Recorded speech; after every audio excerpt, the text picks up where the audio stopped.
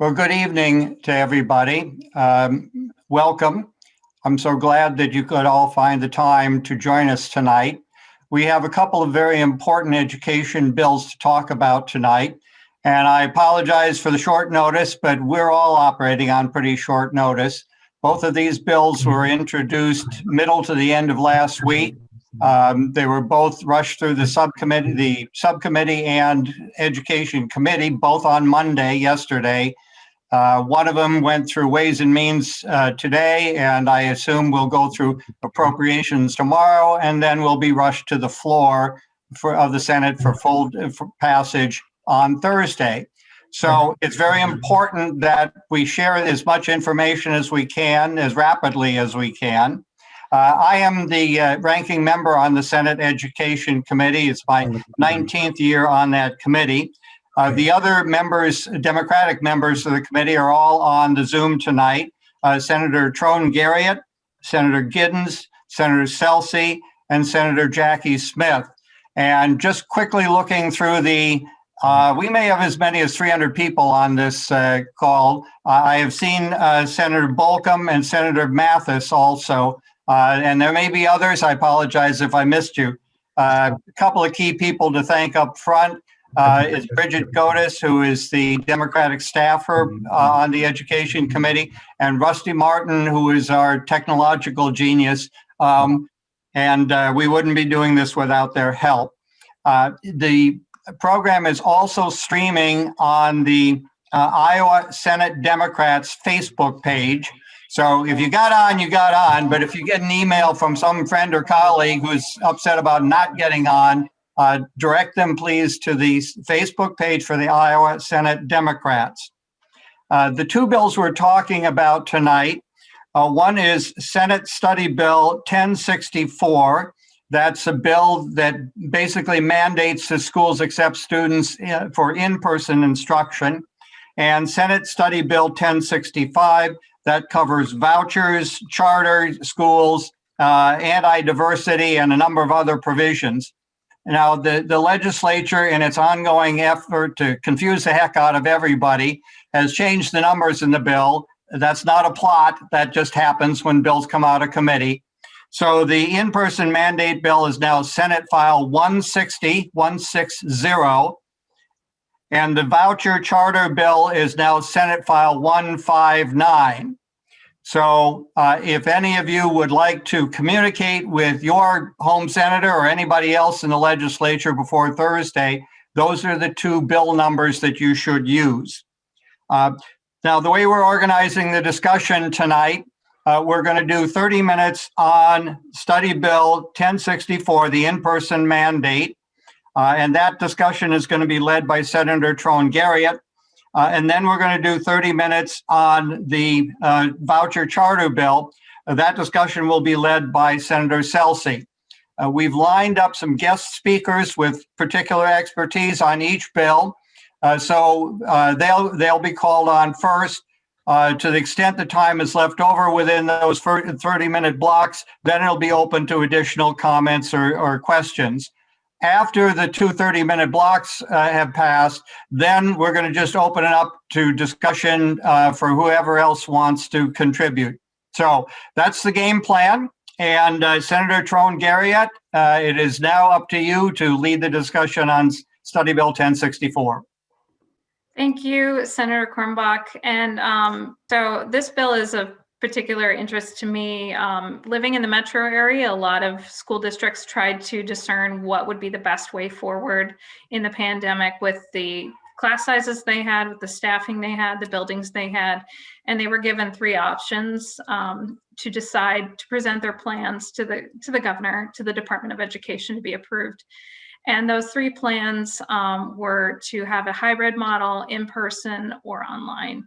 And some schools chose a combination of those three. And so we have before us with Senate File 160 now, a bill to require 100% in-person option at every school in our state. And so we've got some public health experts and an educator here to talk about some of the challenges of that bill and what would make it the most possible and the safest for our state. So Dr. Srinivas, great, I'm glad you're able to unmute.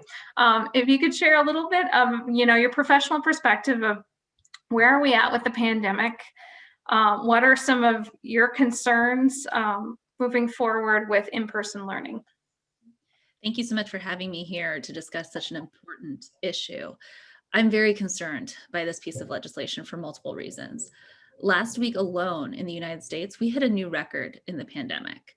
It was the single highest week of pediatric COVID cases. 211,000 children in our country were infected with COVID just in 1 week. And that number is growing, as we can see from our trajectory. And unfortunately, Iowa's trajectory of infections is not improving. Back in July, when we were extremely worried about going back to school, when we were discussing having to put into place these restrictions to help guide hybrid learning and remote learning, that was in the setting of having less than half the pediatric cases in an entire month that we did in 1 week.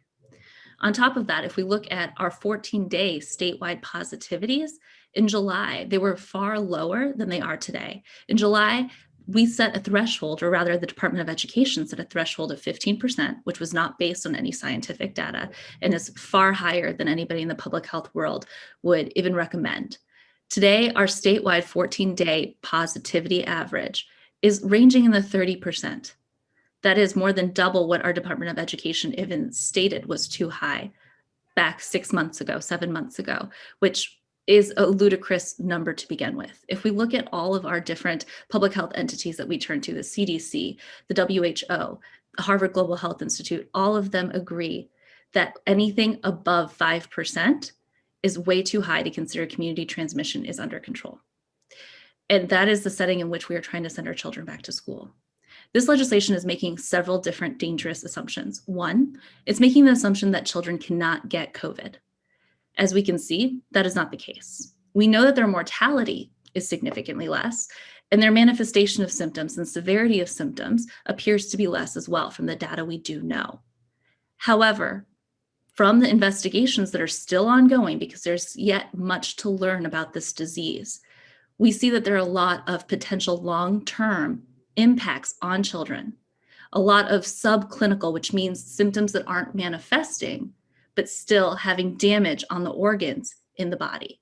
There are studies that show that in several people who are asymptomatic, there's actually structural lung damage as well as structural heart damage.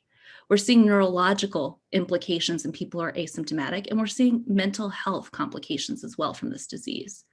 So to impact our children and expose them to this risk that is still unknown, but the data we do have is not encouraging, is an unnecessary risk at this point in time. Bottom line, there's a lot to learn, and we shouldn't be using our children as guinea pigs.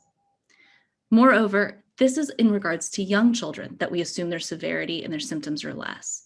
When we look at older children, high school age children, their physiology is very similar to that of adults, of the teachers and staff that are going to be in the schools with them. So we have to treat them as such in the sense of how likely they are to contract and transmit the disease. We know that almost anybody can be a carrier. In fact, last week, JAMA put out a study that showed that at least 50% of people who are transmitting the disease to others are doing it without knowledge of having the disease themselves, meaning they're either an asymptomatic carrier or they're pre-symptomatic and they're yet to develop symptoms.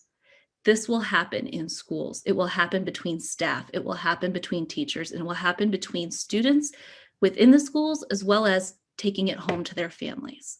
This is an unnecessary risk. On top of that, JAMA back in July of 2020 published a study that showed the impact of school closures in the spring was extremely positive in reducing mortality as well as reducing the amount of cases of COVID-19 in our communities. Back in the spring, when this disease was not nearly as rampant as it is today, that article discovered that by closing down schools, we reduced the amount of community cases by 62% and the amount of mortality by 58%. If we plug our children all back into school, mandate them to go back in a setting in which transmission is even more rampant, we're going to see disastrous consequences. Additionally, when we look at vaccine distribution, we're so close to getting to a point where we can eventually consider going back to school with safety precautions in place, meaning proper ventilation, still wearing masks until we drive down that positivity rate in our communities. But we can't do this prematurely. The vaccine is here. It's just a matter of getting enough and distributing it effectively. I myself have not gotten my second dose, and we're in such a rush to get people back to normal life that we're not paying attention to how we can distribute this safely. And teachers are a priority. They are somebody that we need to get. Staff is a priority. They are people who need to get vaccinated, but it's not going to happen overnight. And even with the vaccine, we have to take time to allow it to become effective. After the first dose, 2 to 4 weeks after the first dose, you can have up to 54% protection with the current vaccines that we have right now. It takes really the second doses to get us to that full protection of 94 to 95%. But even after that second dose, it's an additional 2 weeks, meaning from day one of vaccination up until you get that full protection, it can take up to 6 weeks. So we can't just rush people back to school with the anticipation that we might get a vaccine and that that vaccine could be effective. We know it's going to be effective if we give it enough time to act and enough people to get it. Ultimately, this is also an issue of health equity. We've seen over and over again that it's unfortunately the brown and Black communities that are being the hardest hit with COVID-19. It's the low-income communities that are being the hardest hit with COVID-19. By forcing everybody to go back to school, we're only going to drive that rate of disparity through the roof, because it's those populations that have reduced access to care, reduced access to getting tested, reduced ability to take the day off from work because they're not feeling well and seeking care and delaying care. And thus, we're going to see that community and those communities that are already marginalized having more disastrous impacts from COVID-19. Even looking at our vaccine distribution within the state, we're seeing those inequities exacerbated because a lot of the signups are online only. And several communities in these marginalized populations don't have access to those online signups, or they're in clinics that only provide it to established patients. So we're already seeing the impacts of having a system that's not ready for the distribution needs we have. And it's not ready to handle inequities that are already being exacerbated in the midst of COVID-19. We have a community where we have spread out of control, and we have too many vulnerable lives on the line, from our students to the parents, to the household members, to the teachers, to the staff, to the bus drivers. And it's really should be at the local level where we can understand the resources at our fingertips. The resources such as proper ventilation, such as spacing, such as masking needs that are going to enable these decisions to be made safely. A statewide mandate is not the way to go, and it could be one of the most dangerous things we do during this pandemic. Thank you.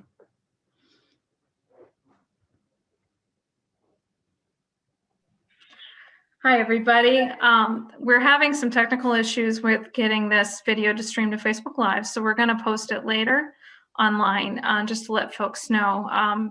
But it's really important for us to listen to community stakeholders, experts in this time, because there's a lot of factors at play. And so, Dr. Perencevich, could you talk a little bit from your perspective about the issue? I know you've already spoken to the Senate in the subcommittee hearings. And I'm going to unmute you. Let's see.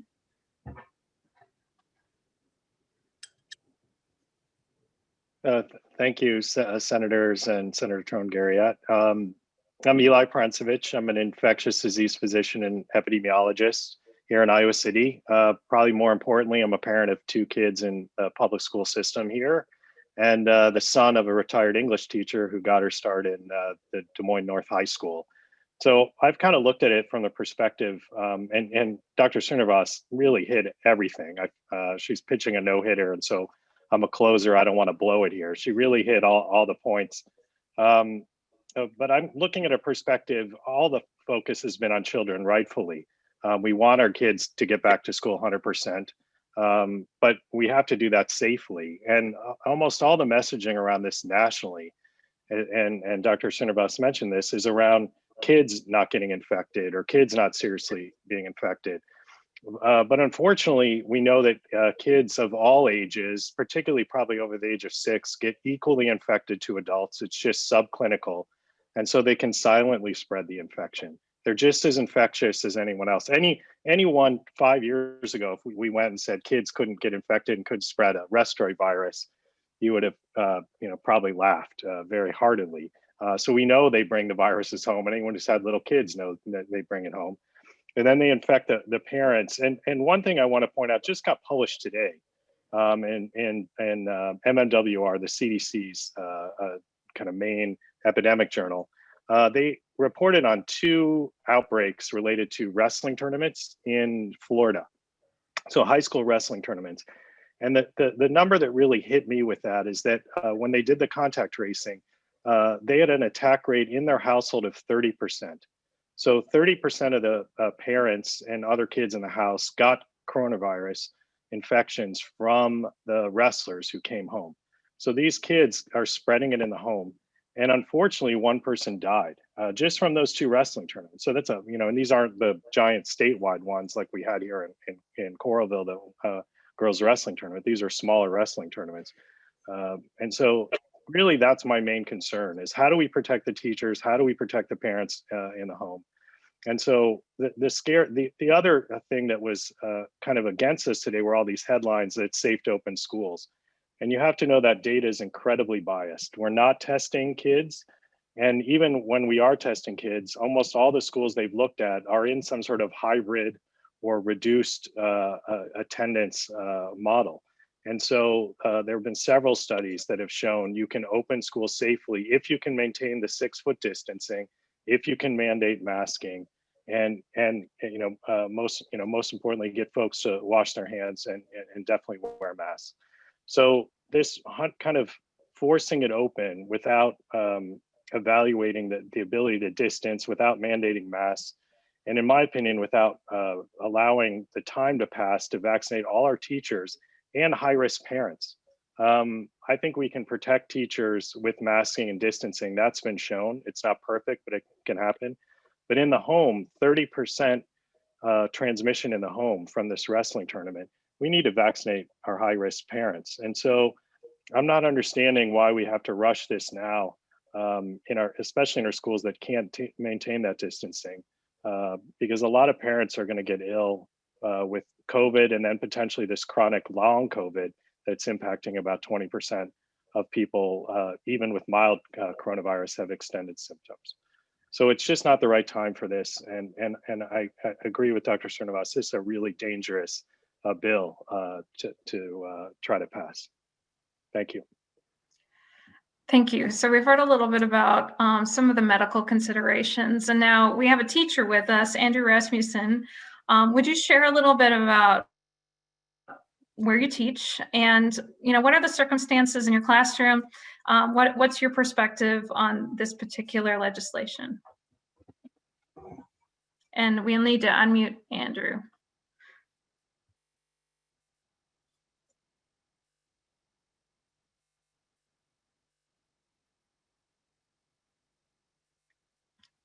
Let's see.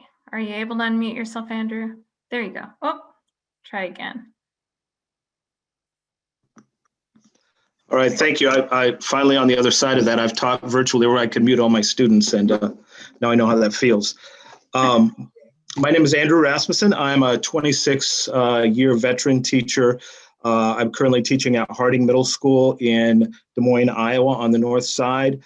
I teach 8th grade U.S. history.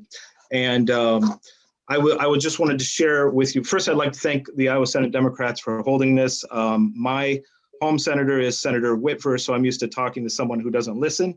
So it's nice to be able to talk to some people who will actually listen to the experience I have right now. Currently, I am teaching in the hybrid model, and I've kept track. Every week we've been in the hybrid model, we've had at least 1 or 2 students that are in quarantine protocol because of exposure at home or whatever. So that's in what would be considered a safe model, the hybrid model.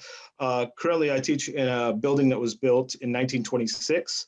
And my classroom is just barely big enough to hold 16 desks and keep them almost 6 feet apart.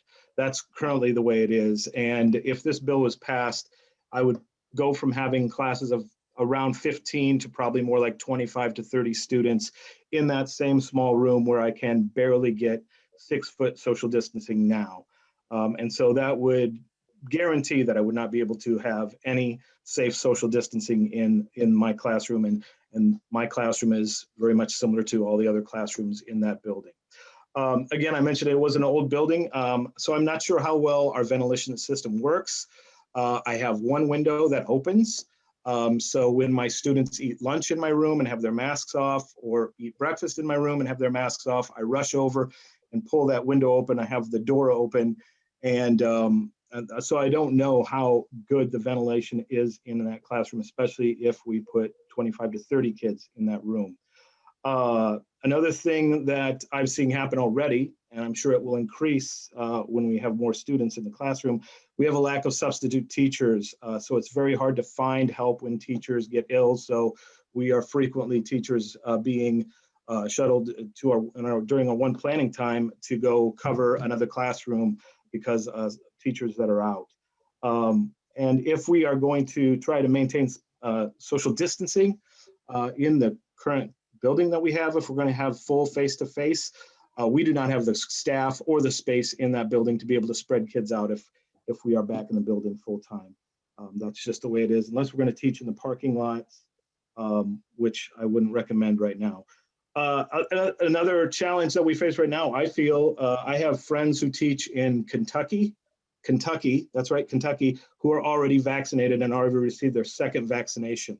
I guess the difference is they have a governor that actually puts some emphasis on educators being essential workers. I'm very concerned about the uncoordinated effort to vaccinate.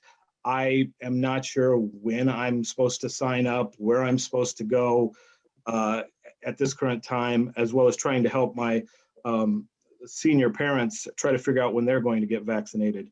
So I guess what I would like to see, and I've brought this up with Senator Whitver and my Representative Landon, what I would like them to do before they pass a bill like this, I would like them to first ensure that all education staff, teachers, lunch ladies, bus drivers, everybody is vaccinated first before we try to return to full 5-day-a-week face-to-face classes. I would like for them to find the money in that rainy day account to provide schools with enough PPE, equipment, materials to mitigate the virus spread. Currently, I have a couple of rags and some spray to spray on the desks after every class. And we have some masks in the building to give to kids who need them. But I would like to see more assistance in that way, as well as funding to provide the additional staffing and space that we need to allow for appropriate social distancing if we're going to have everybody back face to face.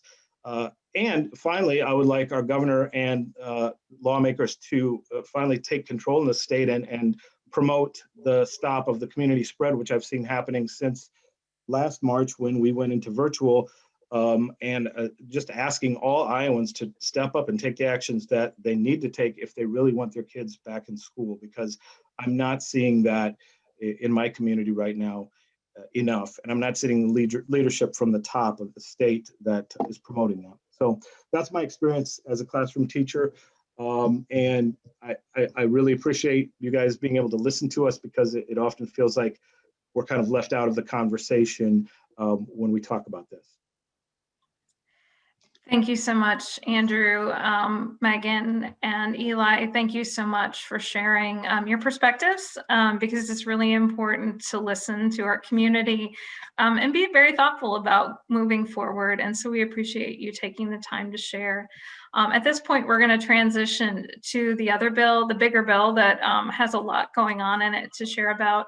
And Claire Celsi is going to lead this portion of the conversation.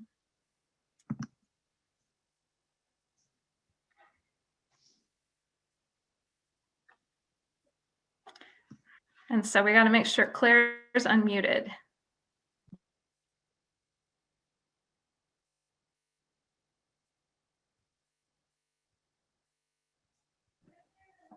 There we go. Thank you so much, everyone, for being here. We have a full house of people listening to these great presenters. Thank you so much, Sarah, for doing a great job covering that bill. This next bill used to be called Senate Study Bill 1065. Now it's Senate File 159, otherwise known as the Omnibus Betsy DeVos Total Garbage Voucher Bill. That's kind of our working name for it.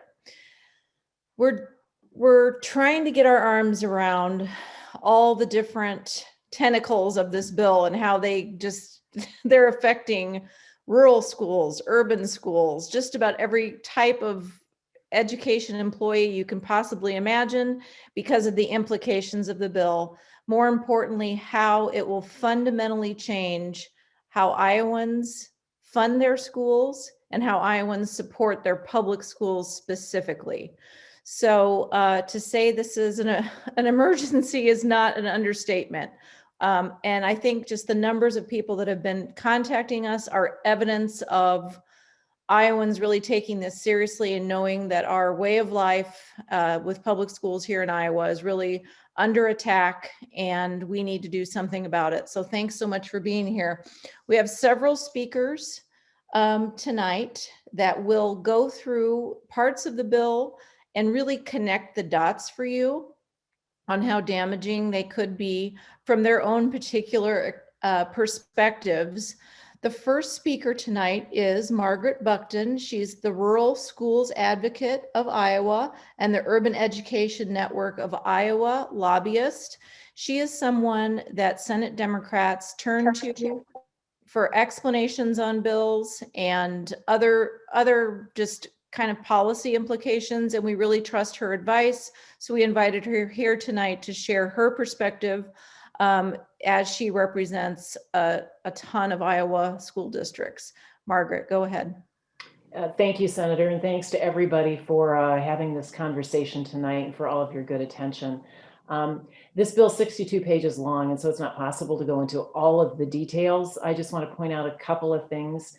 From the rural school perspectives, there hasn't been enough conversation about charter schools, but charter schools can be very dangerous to rural communities. This bill allows an entity other than your school board to create a charter. It can be a for-profit charter business, a nonprofit, a university, a group of community members, a group of members from outside of the community, and they can come in and put a school near your school district and attract students to that school from around the area. If we already have not enough students in many of our rural districts for an economy of scale to offer great programs, every student that leaves takes with them that little bit of resource that helps provide good programs for the whole community. If that happens, we'll likely see smaller districts talk about consolidation, have trouble meeting accreditation requirements. We just have to make sure that we have local school board members who've been elected to represent the community making the decision about bringing in other programs. And we've got lots of cooperative career and technical education programs and other kinds of innovative things. If this charter bill would just let school boards have the flexibility that they want to give to the charters, we would be able to move the needle on additional programs for our rural students. The other impact is about teacher shortage. So we already have a difficult time attracting and retaining teachers that are certified to teach math and science and career and technical education and foreign language. If a charter school goes in an area near your school district, they're going to have to hire staff, and those staff are likely going to be coming from public schools since we don't have a lot of teachers waiting in the wings to be employed. So that will further make it difficult for us to meet accreditation requirements and have the quality staff we need for all of our students. I want to talk just a little bit about the voucher plan. And this impacts not just urban districts, but also rural districts because they're starting small. And I think of this as the camel's nose under the tent and just allowing the voucher for those students that are in schools that are labeled as comprehensive support and instructional improvement, or the 5% of schools that the federal government requires Iowa to say are in need of assistance. Those schools exist in towns with packing plants, they exist in rural communities, and they exist in our urban centers. They're everywhere, and they are based on our Iowa test scores. And those test scores are used 2 or 3 different ways to come up with a comprehensive score. The test scores, of course, are not going to be as good in places that have lots of poverty, lots of non-English speaking students and refugee students. So it's not surprising to see our neediest students in some of these school districts. The voucher allows those students to leave. And the interesting thing about that is those students can already leave those schools. They can get a scholarship assistance from our school tuition organization tax credit plan that was just increased to $15 million last year. They can open enroll to a neighboring district. And even if they're in a school with a diversity plan, if they're low income, they're allowed to open enroll to a neighboring district. So there is school choice that's already available. And when folks that are proponents of the voucher system say we need competition in order to improve outcomes for all students, Iowa already has it. We've got open enrollment across our entire state. You know, we've got good private schools, some of which have tuition assistance for students. We've got virtual academies that students can enroll to from all over the state. And we've got 2 different kinds of homeschool assistance. And within our most urban centers, there's lots of enrollment between different buildings and programs in the school district. So there's so much school choice that already exists. I seriously doubt that this incremental improvement that they call it of competition is going to make any difference at all for our schools. And if you dig into the research base, look hard for those in the smallest or in the lowest performing schools and see what it does for those students. Ohio is the only other state in the country that has a program that's limited to low performing schools. So the rest of the research base, I'm not sure that it is applicable to this proposal. I know you've got lots of other speakers, so I'll leave it at that, but really appreciate the opportunity. Margaret, as always, you're able to pack a lot into a short amount of time. So thank you very, very much. You did a great job explaining this damaging bill very well. Thanks. We had a speaker that was on Sarah's portion a little bit earlier, Korey Cantrell, a Sioux City teacher. Would you please join us now to give us your experience about teaching? And I think you're going to talk a little bit about the previous bill, the 100% in-person bill. So Korey, if you're there, we'd love to have you. I'm here. Oh, great. Awesome. Hi, Korey. Go ahead. Hi. We'll let you go. Thank you. I can speak on both of these just very briefly. We have been 100% in person since August, and we have not been provided with the PPE we needed. We were given 1 mask and a spray bottle. There is no way to socially distance my students. I have 28 of them crammed into my classroom, and they are right next to each other. So it has not been pretty. We were hybrid for 2 weeks coming back for break, and we saw a huge improvement in the number of students that we had out in quarantine and testing positive. So I feel for my colleagues in other parts of the state if you have to go back the way we have been all year. I would like to actually just talk about this omnibus bill briefly. Our schools have not yet been given the funding that we were at prior to the recession. We have not gotten back to that level of funding, and we are seeing problems in our schools. We have 1 nurse, and this affects COVID as well. She is in our building 3 days a week. So if a child gets sick when she's not there, it is up to the other members of the office staff to take care of them. The COVID has put strains on our nursing staff because they do not have anyone to help them with the paperwork. When we're looking at this idea of creating the voucher system, taking money away from our schools when we are already short on resources is going to be very difficult for us. When we lost our collective bargaining rights, our district immediately assigned every high school teacher 6 sections when we'd had 5 before. And now this year we have some who are teaching 7, partly to save money and partly because we can't get qualified teachers in some areas. So to take resources away from us will just exacerbate that problem. I heard in school yesterday that they are also looking at cutting our librarians. So we would not have a librarian in each of our secondary schools. This will hurt our students' ability to learn how to do research, have access to materials. So these things are very dangerous. We are also looking at a mentality that we go from the idea that public schools are for the public good to individual parents looking out for what's best for their child. And when you switch to that mentality of I'm going to do what's best for my child and not what's best for all children and what's best for our community, it takes away the idea of community activism, the community spirit. It takes away their incentive to improve our schools at all. And then it's just looking out for what can I do to save my tax dollars.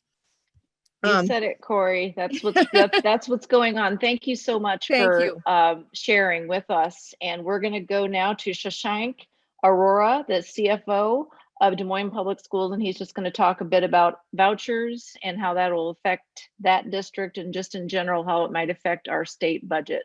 Go ahead, Shashank.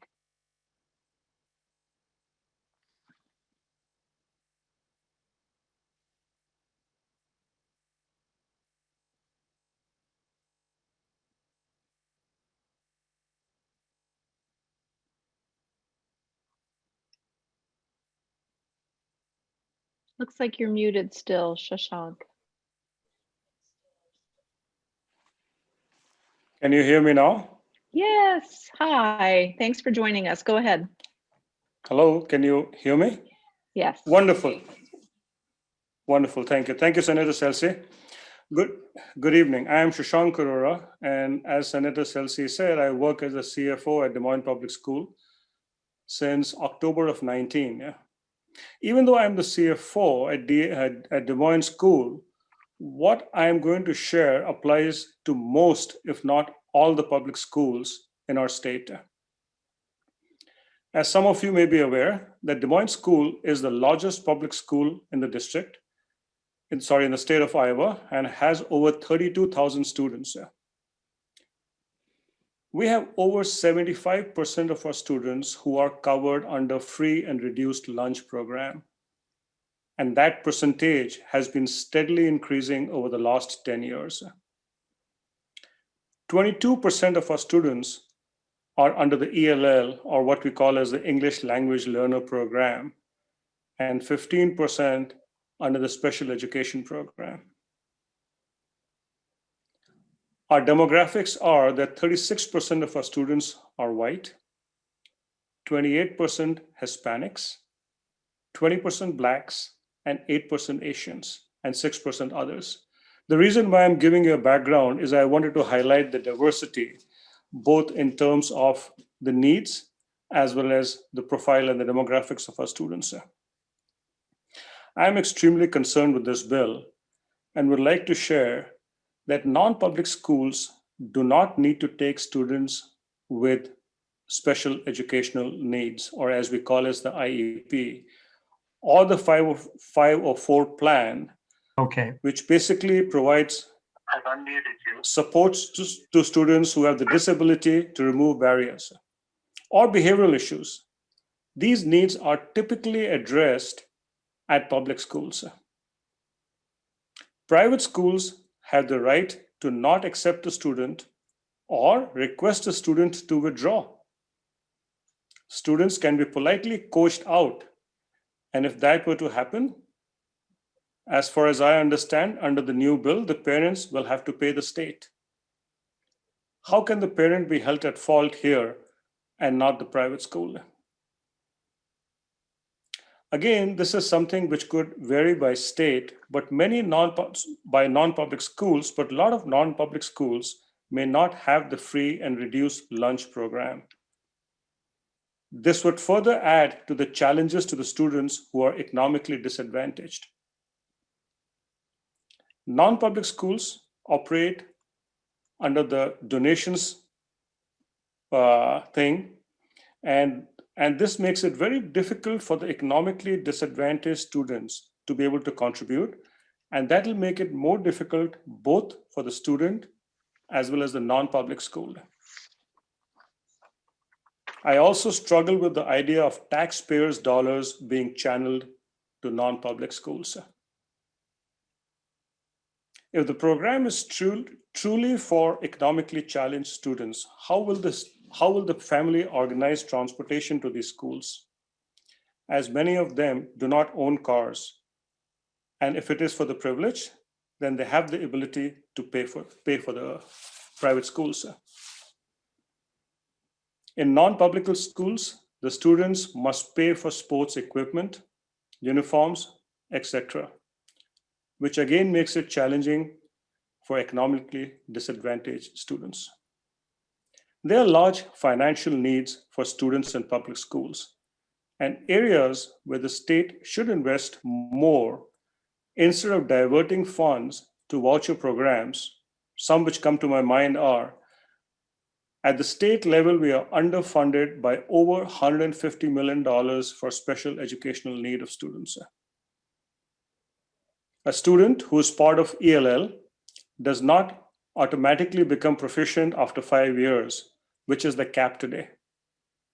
If more amount is invested in public schools, then the student to teacher ratio can be improved, providing the opportunity to the student to feel more comfortable to speak in a smaller group. The need for students in school districts like Des Moines is higher than that for privileged neighborhoods, and the state funding per students should be more on the criteria of equity versus equality. COVID was a classic situation which highlighted this disparity, where the Des Moines school had to provide thousands of hotspots and laptops to students since we did not have a one-on-one program. The historical rate of state supplemental aid for the last 10 years is under 2%, which is insufficient to meet even the normal increase in salary of the staff. There are geographical locations in our state where the parents or students cannot participate in the voucher program as they do not have access to non-public schools. So there are a lot of things which really concern, and as I've highlighted above. And that's all that I have. Thank you very much for the time. Thank you so much, Shashank, for joining us. Ladies and gentlemen, he's a real expert and just so good at what he does. So thanks for being with us. Next, we have UNI Faculty Scott member Scott Ellison, who's going to talk to us about some bogus talking points we heard coming from our colleagues in the Senate regarding some of the research that has been done on vouchers and charter school programs, mainly vouchers, I believe Scott will be talking about tonight. There's a lot of junk on the internet, as I'm sure you guys know by doing Google searches. And Scott's going to try to dig through some of that for us and give us the real scoop. Scott, go ahead. Well, thank you everybody for the opportunity to speak to you. I'm glad you guys are putting this together. I study education policy, and I'm specifically interested in global education reform. So one of the things I always tell my students is a good way to evaluate a policy is to evaluate it on its own merits. So what I want to talk about is give you kind of a very broad perspective on what is it that school choice advocates say this policy is going to do and show you the evidence. So proponents say that if you introduce school choice, two things are going to happen. First, these new private schools, whether they're private schools participating in a voucher program or charter schools, the argument is that they're going to outperform public schools. And more importantly, they're going to incentivize public schools to work harder. Meaning the idea is that this competition is going to lead to overall test scores increasing. So if you look at student assessment, the idea is that test scores are going to go up. The second thing is that they argue that this increase in test scores, this systemic improvement, is going to help resolve historical inequalities in our school system, meaning it's specifically going to benefit students living in poverty and students of color from marginalized communities. So to put it simply, it's going to lead to greater achievement and greater equity. So to give you some perspectives on this, I want to use two examples from two of the largest and oldest experiments that I can think of in school choice policies, okay? The first one is in Milwaukee. Milwaukee introduced a citywide voucher school program in 1990. In 1990, Milwaukee public schools were low performing and profoundly unequal. And what they look like today is that they are low performing and profoundly unequal. And more importantly, if you compare the private schools that are competing with public schools, there's no difference in terms of achievement scores. So if you look at the percentage of students in Milwaukee that are rated as being proficient in mathematics, it's 14% in the private voucher schools and 15% in the public schools. If you look at the percentage of students that are rated as proficient in reading, it's 19% in the private voucher schools and 20% in the public schools. So what you've seen over 30 years, I mean, we've had 3 decades now to see how this would play out. You haven't really seen any systemic changes. And more importantly, those private schools are not outperforming the public schools. The second example I want to give you comes from Sweden. And I know a lot of Americans are surprised to hear this, but Sweden introduced a nationwide voucher program back in 1992. Sweden, like other Nordic countries, does not give standardized assessments. So teachers, eat your heart out. No standardized assessments over there. But they do participate in PISA. And that stands for the Program for International Student Assessment. It's put on every 3 years by the Organization for Economic Cooperation and Development. So what does PISA tell us about Sweden? Well, the first year PISA was administered was in the year 2000. And Sweden was one of the highest performing countries in the world. It was up there with other Nordic countries such as Finland, for example. But interestingly, over the past 20 years, what you've seen is a fall in performance in Sweden, a pretty significant one. And today, Sweden performs basically alongside the United States and the UK, which for Nordic countries, that's kind of scandalous, right? So just to give you some perspective, their average reading score was 506, the average math score was 502, and their average science score was 499. The United States, by comparison, is 505, 478, and 502 by comparison. So again, with Sweden, you're not seeing an increase in achievement. You've actually seen a pretty significant decrease. But let me talk about the equity argument, because this is the one that I think is most troubling. When you look at evidence in Milwaukee, Sweden, and really everywhere across the United States, whether it's voucher programs, charter school programs, and like I said, I study international comparative ed. Chile, Mexico, many other countries have experimented with these school choice policies. Not only do you not see any change in overall achievement, one thing that you do see is student sorting. And what I mean by that is segregation. Because what happens when you introduce school choice is that not all families and not all parents are equally positioned to take advantage, so to speak, of these choice policies. It's those parents and those families that have the most education, the most income, things of that nature. They're the ones that are able to take advantage of these programs. And what you'll see is if you dig into the research, there's a term that you'll see pop up. It's called cream skimming. And what that means is that when you introduce these schools of choice, they're able to skim the cream off the top, meaning the highest performing, easiest to educate students. And the disturbing part is what that means is it leaves behind struggling students. Those students who have the most needs and the most challenges, it leaves them behind in a public sector that is shrinking, meaning it's losing funding. So you're basically concentrating the students who need the most in a shrinking public sector. So the point I'm trying to get across to you here is that on its own merits, this is a bad idea.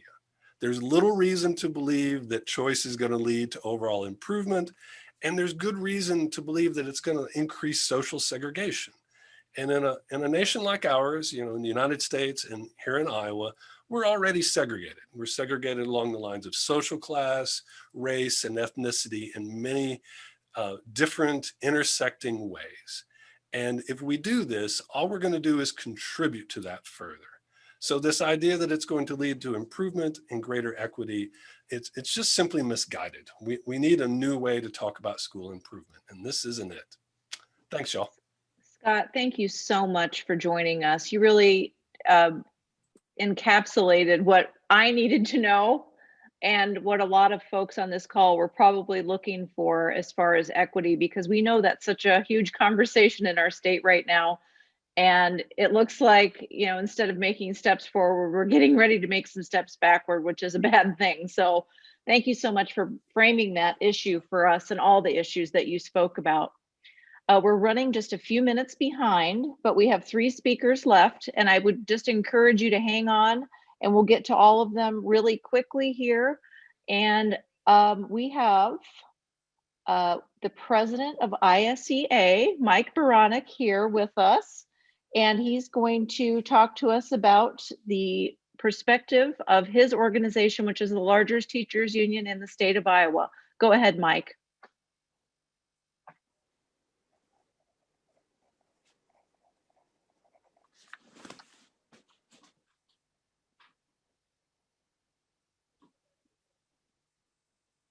Rusty, can you unmute Mike?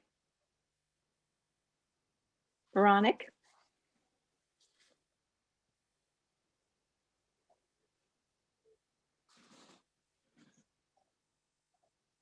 We're waiting, Mike. Sorry about that.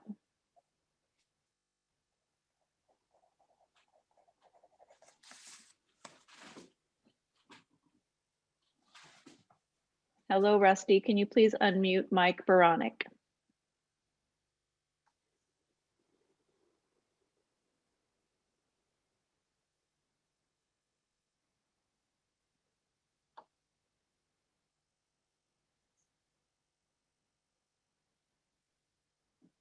After this pandemic is over, I'm just going to buy a big sweatshirt that says unmute yourself or whatever.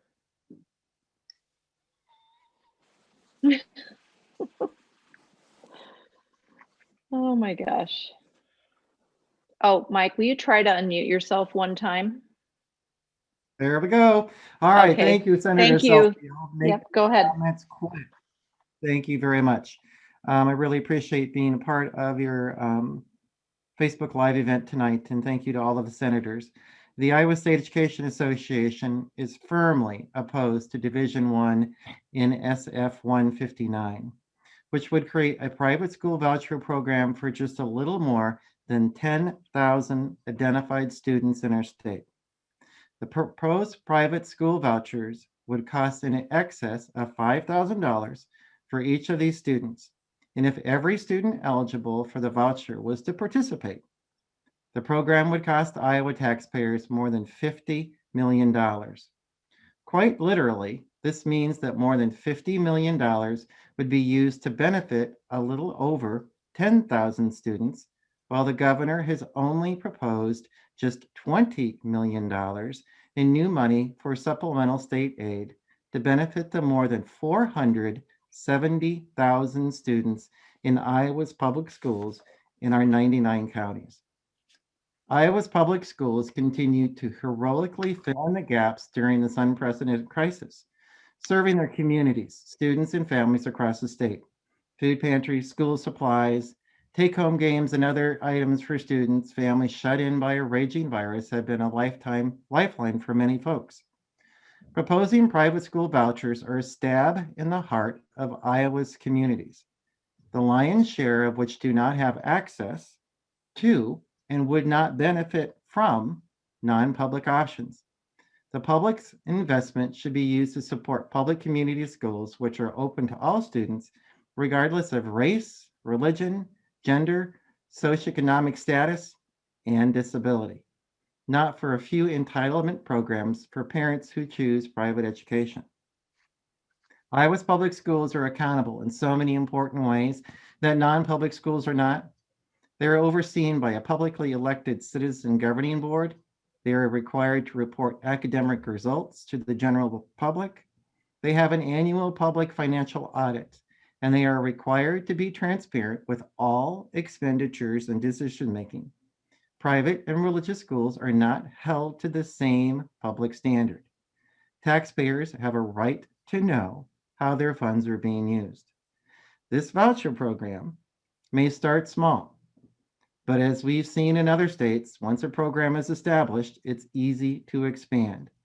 This will pull more resources away from Iowa's public schools. In short, public dollars need to go to public education.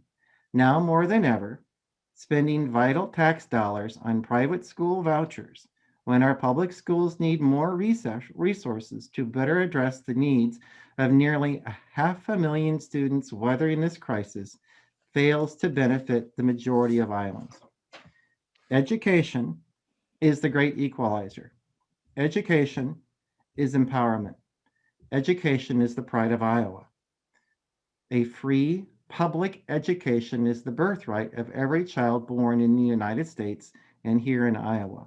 We must all stand up and work to ensure that public dollars are spent on our public schools. Thank you so much, Mike.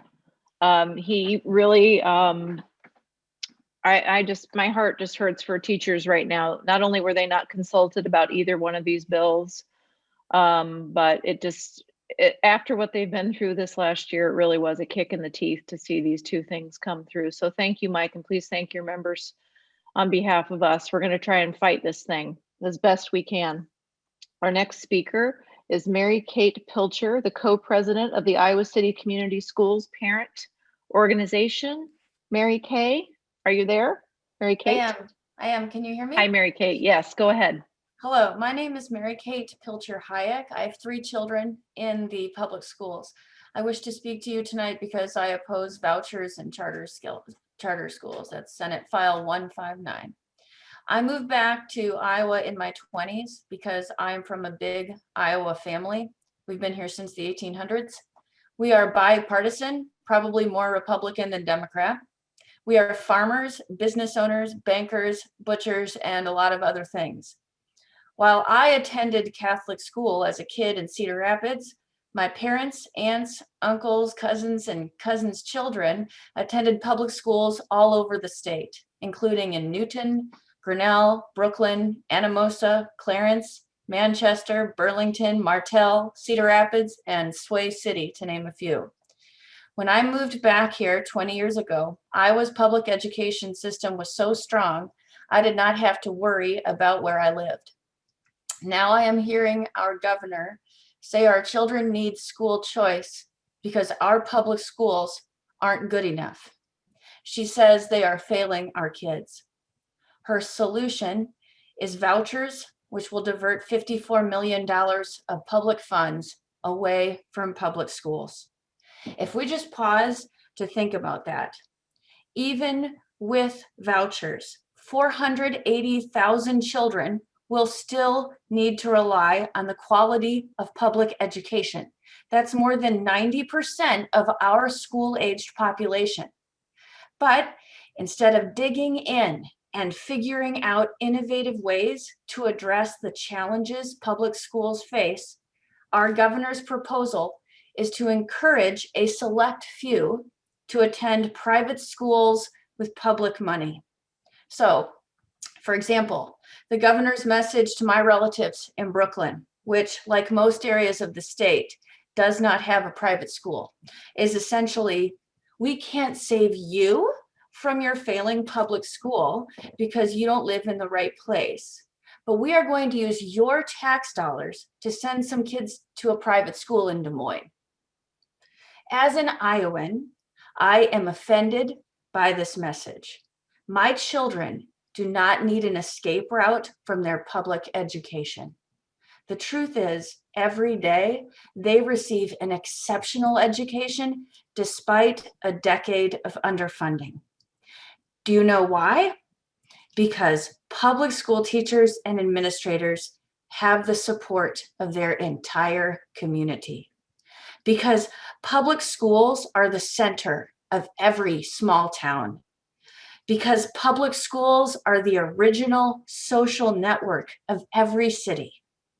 It does not matter how many students you voucher into private schools, Our public school system will remain the backbone of our society. If we as a state choose vouchers over reinvesting in public education, we are signaling the failure of Iowa's education system. People will not move to towns or cities that lack private schools. Our children will not have the same inclination we had to stay in Iowa or move back home. Iowa is a beautiful state, but we have lost our reputation for innovation in education. By saying no to vouchers, the legislature signals that Iowa is recommitting to public education. We need to give the next generation a reason to stay here or move back home. The bottom line, a state is only as strong as its public schools. Vouchers are not a solution to the challenges public schools face. They are a distraction. On behalf of my large Iowa family, from Newton to Manchester, I hope the legislature will choose to meet the needs of all of its constituents rather than a select few. Thank you. Mary Kate, you gave me chills. You couldn't have said it any better. Thank you so much. We have one last speaker, and this is a very important perspective to bring in. We have a school psychologist that teaches that raised 3 kids in the Tri-Center Neola area, which is a very rural part of our state. And she wants to talk about how this bill might affect rural districts particularly. And her name is Rachael Eikenberry. Go ahead, Rachael.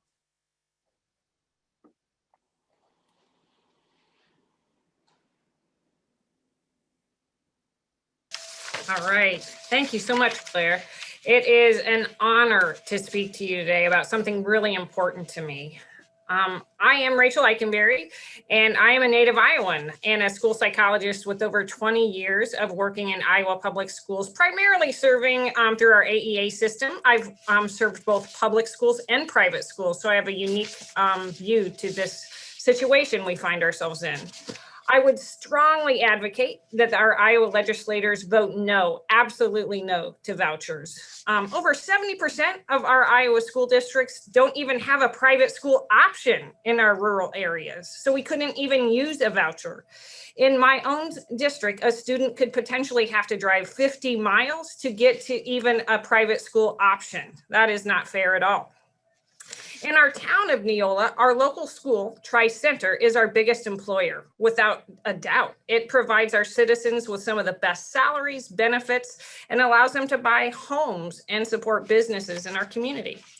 Now, let me tell you about what happened in our district. In 2015, we've had this rural, people are leaving the rural districts and going more towards the urban centers of Des Moines, Iowa City, Cedar Rapids, and we had lost about 100 students over a 10-year time period. And this happened to us in about 2014.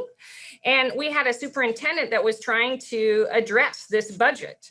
And he had to cut 12 positions out of a full-time staff of 115 full-time employees, including bus drivers, associates. So I can tell you over that 2-year time period, it was frightening to be a part of a school system where you didn't know who was going to be cut. And we didn't have a lot of fluff in our budget at that time. So I'm telling you, our Iowa rural schools are dealing with very skeleton crews and doing the best that we can. One thing that I can tell you a little bit about from my lens is the mental health in Iowa. One of the things I do is I do suicide risk assessments. I won't tell you what I've done this year, but in a district maybe 3 years ago, I did 12 of these in a year. You need to hear that. 12 Iowans sat across from me in my desk and said that they had thoughts of killing themselves. These are rural Iowans, and that was pre-pandemic. So I encourage you to get into some schools if you can. Everyone assumes that they're an expert in school systems because we went to school, correct? I can tell you from my seat in an Iowa school, I've been face to face every day since the school year began. It is something you've never could imagine. The way we have to walk through the hallways, the way my own son, who's a freshman, has to eat his meals. You cannot even describe the stress that we are putting our public school teachers and staff and students under. So to even bring this situation up, this topic, it breaks my heart and it makes me so sad. And it's giving the message to our public school employees that they're not enough. And I can tell you, they are giving 120%. They're giving more than anything I could ever imagine. And I am so proud of them. And I'm so sad that they're going to feel this message that they're not enough, because they certainly are enough. The other thing from my school psychology lens is I believe in a free, appropriate public education for every single Iowan. I know that in private schools, they're not held to the same standards. When I do an assessment for a student for a special education evaluation in a public school, I work on a plan and they are served in that public school. When I do the same type of activity in a private school, the conversation is very different. The school could say, we do not have the resources to help them, and they are sent to another school because they don't have to serve them. So in my opinion, they should not have public funds because they don't have the same playing field in which to serve those that need us the most. And I believe that every Iowan deserves a fair education and one that can help them strive to be the best version of themselves. So if we take away funding from our rural schools, we're going to have less rural schools are going to be consolidated, less quality teachers. Right now, I'm working with 3 of 8 special education teachers that do not have the proper certification. 3 of 8, they do not have a special education degree. It's frightening. And I will tell you, my own children are thriving coming from rural schools. My daughter goes to Cornell College. She's a senior. I'm so proud of her. She's an academic All-American playing volleyball without a season this year. Her public school system training got her to where she should be. My son is at University of Iowa and thriving under a pandemic. So I can tell you our public schools can get our Iowa kids ready for Iowa colleges if we let them. But please do me one favor. If you could I want you to call a principal in a local Iowa rural district over the course of the next week. Ask them 2 questions. Say, how are you doing? What could I do to help? And then make sure that we say no way to school vouchers in Iowa. Thank you for letting me speak to you tonight. Rachel, thank you so much. And thanks for all you do for our kids, your kids, and everyone's kids. Appreciate it. Okay, I messed up. I left out someone very important. His name is Brad Buckton. He's the superintendent of Waukee Schools, one of the larger schools in our state.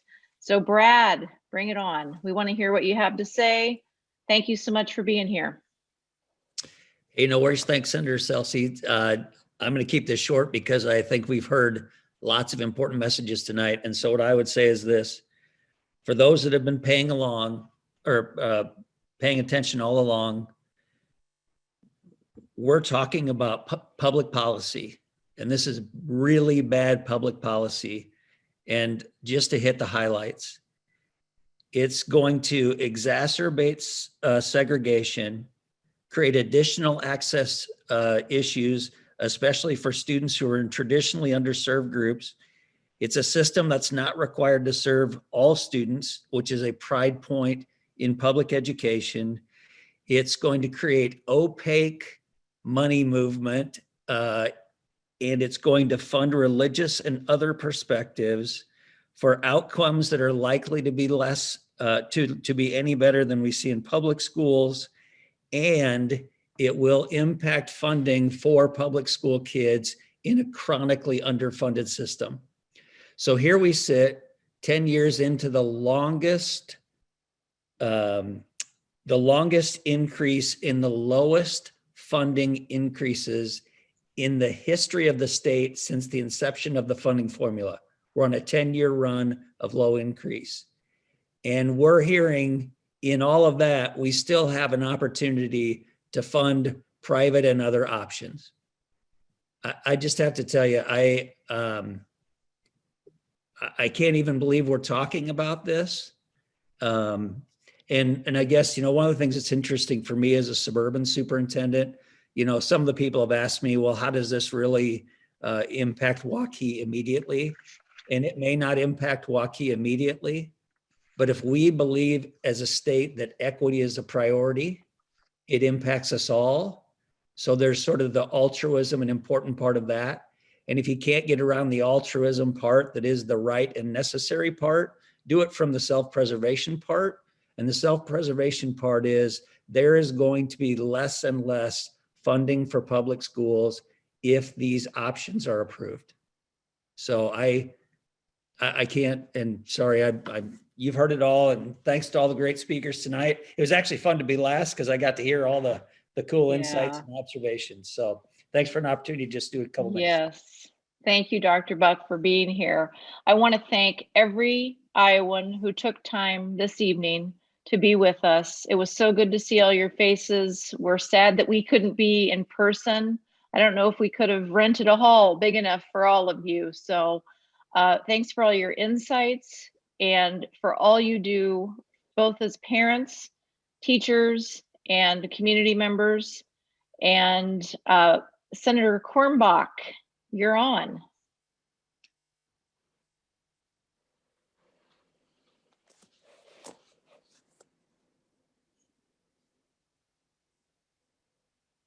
Okay, I think I'm unmuted now. I think that we have at least a few minutes, don't we, to take comments from other people along the way. I see Stephanie Brennan with her hand up, and others. If you go down to the bottom, I don't know how much Zooming you've been doing. Probably all of you have been doing way too much. But if you click the reactions button down at the bottom, then you can put your hand up.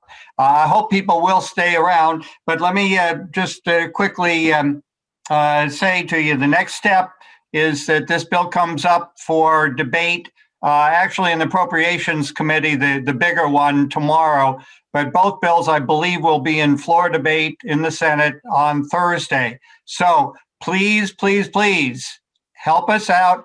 Email your local senator, or especially Republican senators. That would be crucial.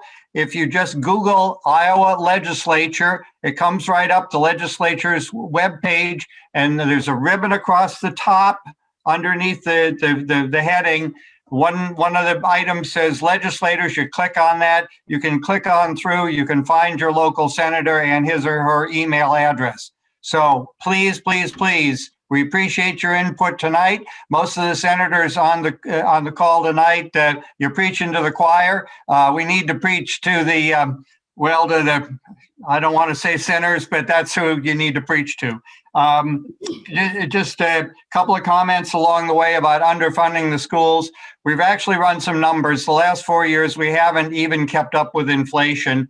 Had we simply kept up with inflation, kept up with the cost of living, we would have spent $294 million more. Or to put it the other way around, the budget surplus that some of our colleagues are so proud of bragging about, that has been raised on the backs of shortchanging our kids. So who is Rusty or Claire or Sarah, who is clicking in on our next speakers? I see a Stephanie Brennan. Stephanie, you're up. I'm a teacher at Des Moines Public. It's my 13th year there. My husband's a teacher at Des Moines Public, and then I have a third grader and a preschooler. I'm also a product of Des Moines Public Schools. But I wanted to address the Waukee superintendent on how this would affect suburban schools. Part of the language of the bill that is so kind of mean, I would say, to Des Moines Public is the removal of diversity plans. And that's a direct hit to Des Moines Public. And I think that's where you could see a huge problem with suburban schools, because if you got rid of that diversity plan, you would see massive white flight of parents that want to send their kids to the suburban schools. So then you're going to see budgets at the suburban schools who aren't getting the voucher funds. Those are going to get stretched more. You're going to start seeing class sizes increase. Right. So I think that's something that people aren't necessarily focusing on in this bill, is the removal of the diversity plan piece is extremely racist. And it only furthers that segregation of our schools. A piece with going back 100% as to teachers is a lot of times they want to tout, well, we need to do what's best for our students' mental health. And I think we all know that has not been a priority of this legislation and funding for the last 10 years. When I started at Des Moines Public, we had in-school therapists, we had multiple social workers, we had multiple psychologists, we had so many mental health services, and now we have nothing. We have one counselor to every 500 students. I myself have over. Brad, would you like to address Stephanie's question about how it would affect suburban districts? Sorry to interrupt, Stephanie. You're fine. Yeah, I very much appreciate the comment. I would tell you, when this bill first dropped, a number of us superintendents in the suburban districts said, we talked about that very thing, the impact that that's going to be in terms of enrollment. So I totally appreciate the perspective. And if I could add just one more data point to reinforce why that's an additional worry. I was superintendent of Cedar Rapids before I was superintendent of Waukee. We had a significant open enrollment out, so we didn't have any way to, we didn't do a DSEG at all. So we were about 1,000 kids more out than in open enrollment. We ran data on the attributes of the children that left when compared to the attributes of the children that were in our schools. And what do you guess we saw? We saw exactly what you said. 90% of the people that left were white and full pay. And that was statistically significantly different from the population of kids in our schools. So it's not just the concept of white flight. It absolutely was white flight. And we will see, I have no doubt we will see the same with those 5 districts that will be impacted. I appreciate your comments because I completely agree and lived it in Cedar Rapids. Okay, the next hand I saw go up, and I apologize if I get the order wrong, but I think it's Lindsay Meeker. Could we unmute Lindsay, please? So I think you guys can hear me now. Yes, go ahead.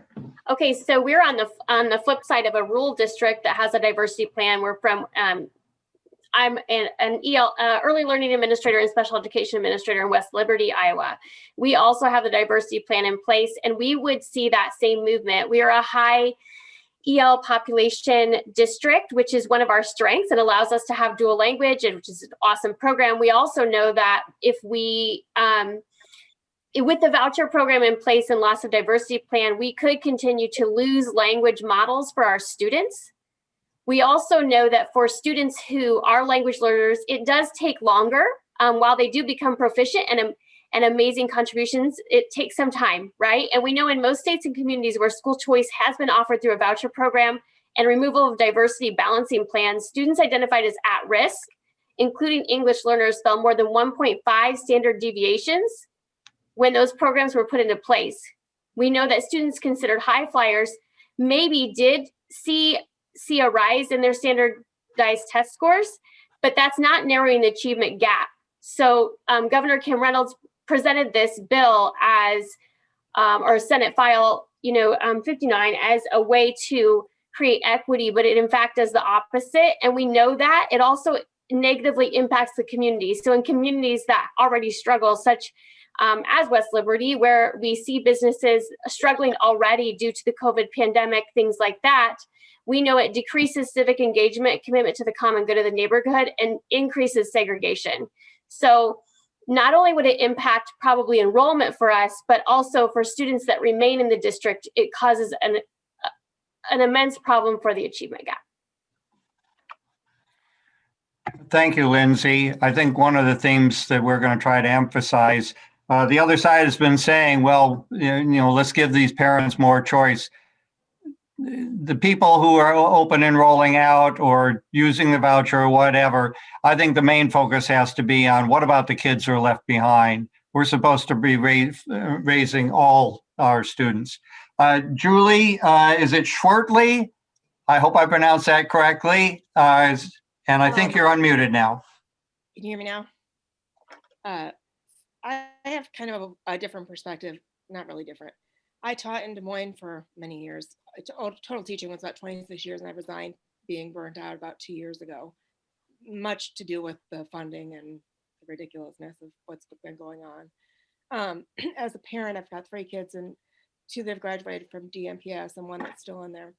My youngest son is a type 1 diabetic, and we have already experienced him being discriminated against even in the public schools. When we first moved back, we had trouble getting into the Montessori program because he was type 1 diabetic. He was in until they found out, and then it was full. That happens to us a lot. And so if it happens in public schools, with the district I love, by the way, nothing, it's going to really happen to anybody that is in a private school setting. They can just boot these kids out. They're already taking, 10 shots a day to stay alive, and you're going to, or whatever the health reason is, and they're going to just add to that and I take the funding away from what they need to have nurses at school. And I mean, he's been taken in ambulances several times. It just seems so wrong. And not to mention our inner city kids that, in my view, not to be biased, but they're the backbone of our country, period. They're the families that have our back, that work their asses off every frickin' day, and nobody stands up for them. And I just feel like more people need to. That's it. Off my soapbox. Well, you can get on your soapbox anytime. My computer has rearranged the order here. I'm going to call on people in the order I saw their hands go up. Jennifer Borcherding, you would be next. And then I've got Sharon Guthrie. Okay, can you hear me? Yes? Yes. Perfect. Hi, my name is Jennifer Borcherding. I am a director on the Cedar Rapids Community School District Board of Education. Hey, Brad Buck. Used to be our superintendent. So I'm kind of, our current board is being great legislative advocates. We're reaching out through our personal networks. Our board has sent a letter to the education committee. What I'm curious about is what can be done from a school board perspective, from a district perspective, to encourage those urban districts that seem to have these senators that are going to vote against their own best interests. How can we start getting those people activated to participate, to then turn around and approach their senator saying, I'm a constituent, you represent me, this is not in my best interest. I'm really having a problem understanding why there isn't more action there and why there's that disconnect. Jennifer, could I address your question quickly? Sure. I Des Moines Public Schools CLAT group, the legislative action team. They have a great thing going on, except all of their senators that they contact in the Des Moines area are most.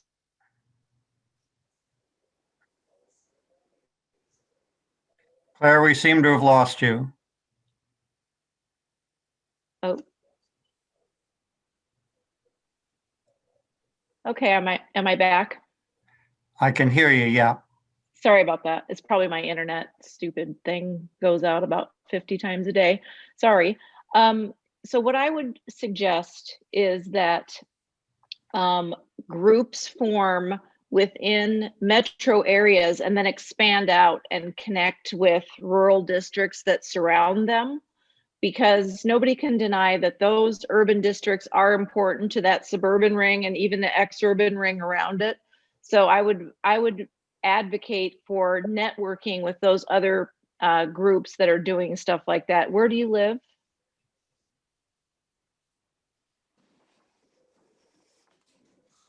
Where do you live, Jennifer? She's muted. Oh, okay. Anyway, I hope I answered your question, but we can talk more offline sometime if you'd like. I have some ideas. Oh, I'm unmuted now. So I'm in Cedar Rapids, and we have been able to do that. So Cedar Rapids has been able to do that. And we've reached out to Glenmar and Marion surroundings. For us, it's kind of like looking in the mirror, right? Our senators are very reflective of supporting public school and opposing this Senate File 159. And kind of as we're growing our circle out, it is as well. I believe our superintendent has done some work with Superintendent Association of Iowa with SAI to kind of talk about a unified message. I'm just confused and wondering how we can reach out to those districts and those constituents of those districts and help them understand how very negative this will be, because rural students and rural districts are going to be hit the hardest. Yeah, I hear you. Let's connect offline. I have some ideas for you. Great. Thank you so much. You bet. The immediate suggestion is between here and Thursday morning, get everybody you know to email any and every Republican senator along the way. I would point out the bill, the voucher bill at least, just barely got out of the Education Committee. Senators Cournoyer and Sweeney had voted against it. So if there's a further split in the Republican ranks, we have a chance to knock it down. But the most effective thing you can do is to have a constituent grassroots outreach. If it does get out of the Senate, then go over and focus on the House members. It has to pass both houses in the same form. So we got multiple chances to have input. My next person on my list is Sharon Guthrie. Could we unmute? There you go, Sharon. Hi, thank you so much for this opportunity. And I appreciate all of the speakers that have already shared so much insight. I'm a pediatric nurse with 28 years of experience, a pediatric nurse practitioner for 22 years, and a leader in school nursing in Iowa for 20 years. I also grew up in a small rural Iowa school and was actually the school nurse in a private school, and my kids go to public school. So I've seen a variety of different school settings. As the executive director of the school nurses in Iowa, I've been hosting a weekly open discussion for school nurses about the pandemic since April 5th. And we have anywhere from 65 to 20 school nurses every single week who log in, who are struggling with how to handle either in-person or hybrid, or what decisions that are being made in the schools. And now to have a bill saying that everyone should be back in person 100%, you can't just treat every school the same way. So, we're in the middle of a health pandemic. We all know that, but yet the school nurse is the health professional in a school. Yet many of the school nurses are not even called to the table to help make any of these decisions and to share their expertise. I also think I addressed just briefly with the voucher system, that if it decreases the funding to public schools, that really hurts the future. We all know that. I think that's part of why we're here.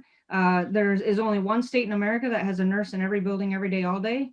And if we wanted to have a healthier state in the future, we should be paying attention to our kids and their health needs. And they're in schools 180 days out of the year. We could provide them health services with more school nurses.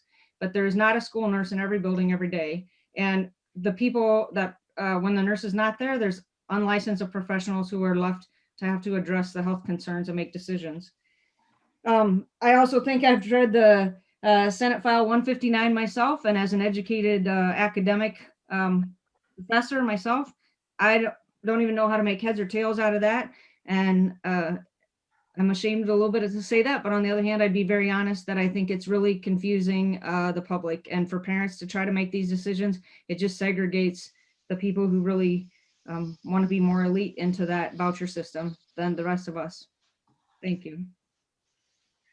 Thank you so much, Sharon. The next person I had on the list was Alicia Coleman. Alicia, I don't see your hand still up. She's waving at us now. Could you unmute Alicia, please? Hi, Alicia Coleman. Yep. I just had a question, actually, too. It seems like under this bill, like right now we have kids that are enrolled in private school that come to Des Moines to our public schools for special ed services, so they're dual enrolled. What happens if their public school dollars go to a voucher to that private school? And then my other question is regarding the 1/180th of our budget. I think I saw somewhere in the bill that we may be fined for being virtual. Am I confused about that?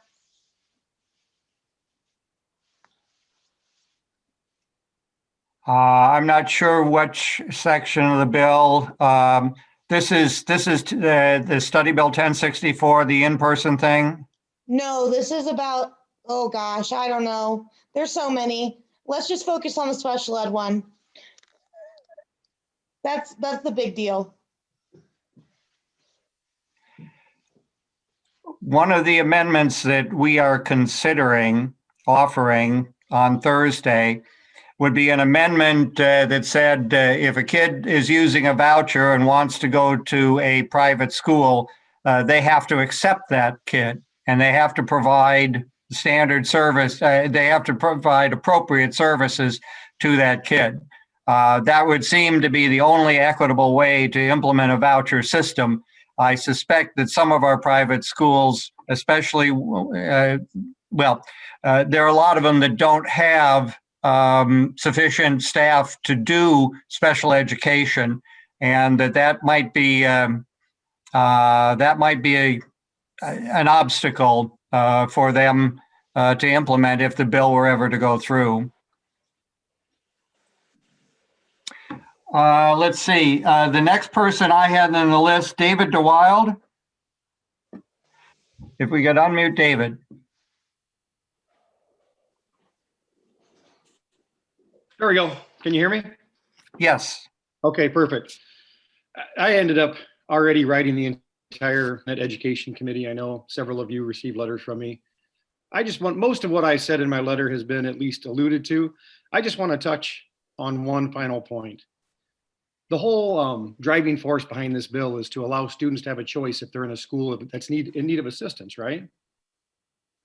Right. But and that's based on a variety of things, but that includes standardized tests, right? So I guess what really bothers me, they're allowing these students to take taxpayer money and go to a private school or a charter school. Those schools, according to this bill itself, it says, it explicitly states that the state and local schools may not require a non-public school to modify its academic standards to receive payment. So they don't have to follow the state standards for one. And then I went to educateiowa.gov and I started looking for their assessment scores. Well, they're not there. The private schools don't have to report their assessment scores. So they're never going to be in need of assistance because they don't basically publicly report their standards or their scores on assessments. So you may actually be going to a worse school and not even know it. So I don't really get how the public schools are held accountable for these things, which they should be, by the way. I have no problem teaching to the standards. I have no problem taking the assessments. I'm very confident my students will do very well if they're in school. But I think the private schools should certainly be held to the same minimal accountability. So I guess my biggest pet peeve there is the kid may actually be going to a worse school and we're giving them money to go to a worse school. So everything else I've said in my letter has kind of been touched on, but I just wanted to make that one point. Well, that's a very interesting argument. I think we're going to need to research that thoroughly. It would be quite compelling. Let's see. I had Peter Bissinger, is it? If we could unmute Peter. Yeah, thank you. I'm not sure. I think maybe I jumped ahead, so I'll try to make it quick. So I know my senator who's in on the meeting tonight, Sarah Trone Garriott, and I know how she stands on this issue. I wrote to the whole education committee as this goes to the Senate floor. My question is, are there Republican senators who might be a little bit more on the fence than others, and what areas of the state are they in, so we can reach out to people who are their constituents to apply pressure? We can write letters, but I think if they hear from their constituents, it'd be a little more powerful. Thank you. Senator Celsi, do you have recommendations? Yes. Okay, so from what I understand, there are a few senators on the fence currently who are getting, of course, just like the rest of us, all these emails telling us this is a bad idea. Mostly from rural districts. So from what I understand, the bill probably still has enough to pass, enough support to pass the Senate itself, but that any amount of discouragement that they can get from the Senate will definitely help the House members have more courage to stop the bill. That is what I heard. I know that's not very specific, Peter, but basically every vote counts is what I'm trying to tell you. Even if we can get one or two of those Republican senators to flake off like they did in the committee, it sends a signal that this is not, you know, lockstep marching like they normally do. So every single one is important. So I would just keep up emailing all the Senate Republicans over and over, and just have all your friends do it too, because they've got to be feeling the pressure in their own districts now.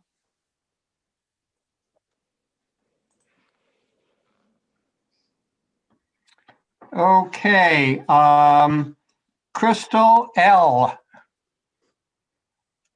I didn't see a last name there. Crystal, are you still in line? I don't think she is, Herman. Okay. Lindsay, you've had one go Actually, around. sorry, can I come in? This is Crystal. Oh, okay, there she Crystal, is. you're up. Yeah, I did put my hand down, but since you called me, I'll speak out. So my name's Crystal Loving. I'm a parent in the district in Des Moines, and as Senator Celsi mentioned, I am a parent that works with a core group of a nonpartisan group of parents who are structured around advocating for public schools. And so as Senator Celsi mentioned, I'd encourage anybody who's on this line to follow at DMCLAT, Des Moines CLAT. That's the Community Legislative Action Team. We post lots of things on our Facebook page. We're trying to do a letter writing campaign and keep some momentum. And we are trying to build out into other districts. So we're interested in connecting with other parents, school board members around issues that affect schools. We came tonight because this is a very important issue to us, not necessarily because it's just Dems, but we just want to advocate the best that we can for our public schools, particularly here in Des Moines, with a focus, but we really do want to build outside of this for all the reasons that you've heard tonight.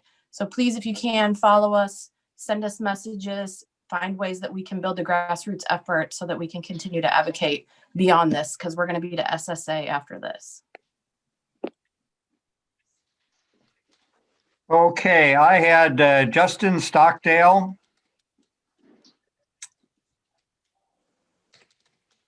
There you go. I think you're unmuted. Yeah, thanks. Hey, everybody. This has been great tonight. I serve as the superintendent at Dyke New Hartford Community Schools.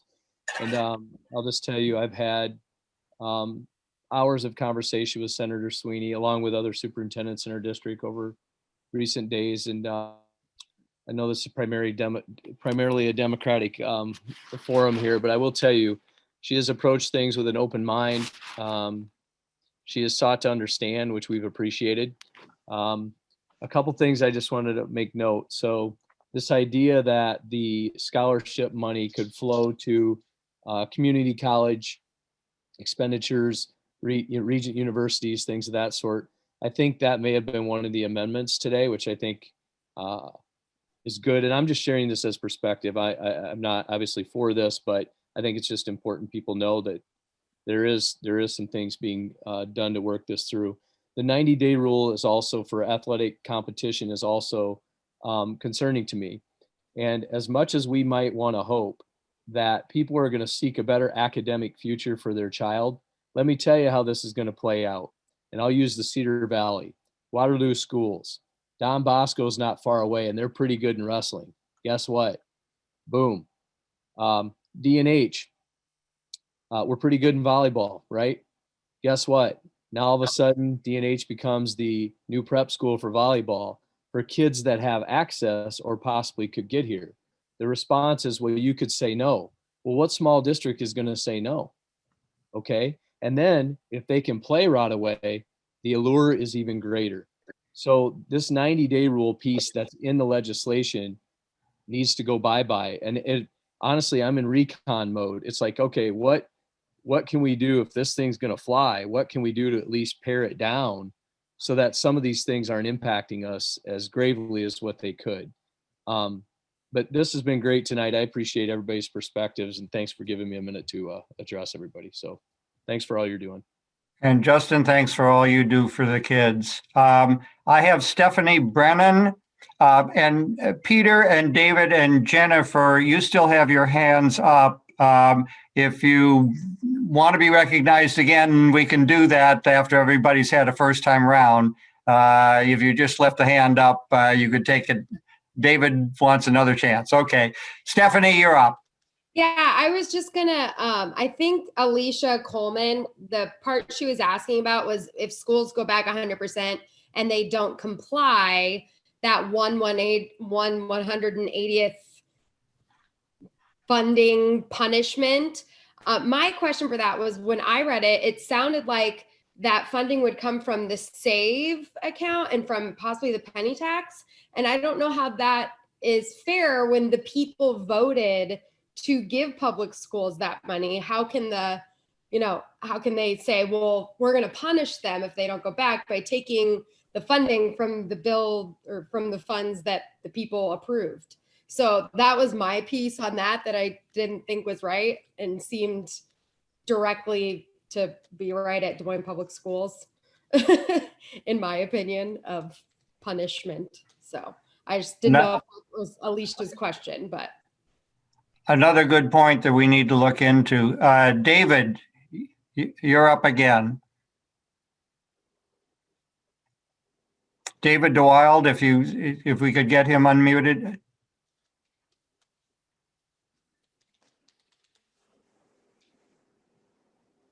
Yeah, I just wanted to pipe back in with one thing. I had a conversation with someone and they had seen that the public schools are down 1.25% and had assumed that all those students had gone to private schools because the private schools were face-to-face.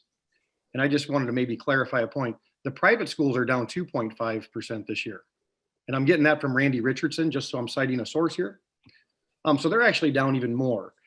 The 6,000 students that were down, I assume, is largely due to homeschooling. People keeping their kids at home because of a pandemic. I don't know that, but I'm making that assumption. And I just wanted to state this bill, and someone already said this, is $50 million to go to 10,000 students as of right now. And the SSA proposed by our governor is 2.5, is that right? 2.5%, which is $20 million. So if you just look at it, this bill is providing 250% more tax dollars to private schools, charter schools, to educate 2% of the students that public schools do. You know, it's a lot more money going to private and charters than is even close going to a public school. It's really a ridiculous amount when you look at that. They're educating 2% of the students we do, and they're getting $30 million more dollars. I just wanted to make that one last point. Done. Hey, everyone, we're getting the hook from our folks. So they've been working hard all day, and we need to let people go. And I know you all have bedtime and kids to kiss goodnight. So thank you so much for joining us and letting us just air out this bill, these two huge, terrible bills, and hear you out. We're still here. We want you to contact us with your comments and questions. And we thank you all for being here. We wish we could have this conversation for another 3 hours, but it's getting late. We've got to get people back to their families. So thank you for being here tonight. And on behalf of the entire Senate caucus, keep it up. Keep contacting all the Republican senators, and we'll see what we can do with this. Thank you very much. Good night.